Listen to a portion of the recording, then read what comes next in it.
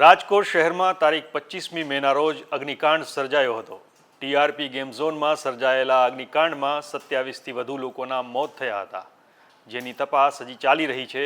એ દરમિયાન ગેમ ઝોનના સંચાલકો અને રાજકોટના મહાનગરપાલિકાના કેટલાક કર્મચારીઓ છે એ પકડાઈ ચૂક્યા છે। જો કે આ તપાસ કાર્યવાહીથી પીડિત પરિવારોને હજી સુધી સંતોષ નથી, જેને લઈને કોંગ્રેસનો વિરોધ છે એ હજી પણ ચાલુ છે।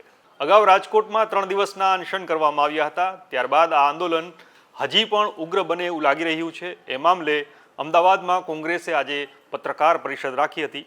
અમદાવાદના રાજીવ ગાંધી ભવનમાં આજે બપોરે આ પત્રકાર પરિષદ રાખવામાં આવી હતી। આ પત્રકાર પરિષદમાં સેવાદળના રાષ્ટ્રીય પ્રમુખ લાલજી દેસાઈ અને વડગામના ધારાસભ્ય જિગ્નેશ મેવાણીએ રાજ્ય સરકાર સામે કેટલાક સવાલો ઉઠાવ્યા હતા, તપાસ સામે કેટલીક શંકાઓ ઉઠાવી હતી। બંને નેતાઓએ શું કહ્યું એ જોઈએ। કરવાની અમે તૈયારી સાથે આમાં નીકળ્યા છીએ અને એવું માનીએ છીએ કે ગુજરાતને ભ્રષ્ટાચારમાંથી ને અન્યાયમાંથી મુક્ત કરવું હશે તો આ લડાઈ લાંબી છે અને મજબૂતાઈથી લડવું પડશે। એટલે મનથી પ્રતિજ્ઞા કરીને નીકળ્યા છીએ કે જ્યાં સુધી આમાં ન્યાય નહીં મળે ત્યાં સુધી અમે જંપીને બેસવાના નથી। એવું નથી કે પેલા જેમ ગુજરાત સરકારમાં હર્ષ સંઘવી દર વખતે આવે, કોઈ પણ ઘટના બને એટલે એક મિનિસ્ટર આવે એમ કે કોઈ પણ ચમરબંધીને છોડવામાં નહીં આવે। મારે તો ખાલી એટલો જ સવાલ છે, છેલ્લી 5 ઘટનામાં કયો ચમરબંધી અત્યારે જેલમાં છે?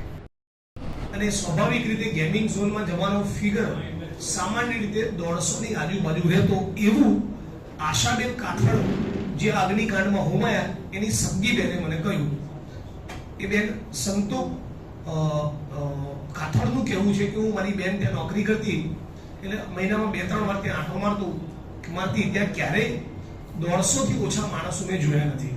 બીજું, રાજકોટ શહેરના પત્રકાર મિત્રોનું, સામાન્ય નાગરિકોનું અને આજુબાજુના વિસ્તારના, જે આ ઘટના બની ત્યાંના આજુબાજુના વિસ્તારના લોકોનું કહેવું છે કે લગભગ 16-17 નેપાળી માણસો પણ ત્યાં કામ કરતા। એટલે 28 ક્યારેક 30-31 આ આંકડામાં અમને સત્ય જણાતું નથી।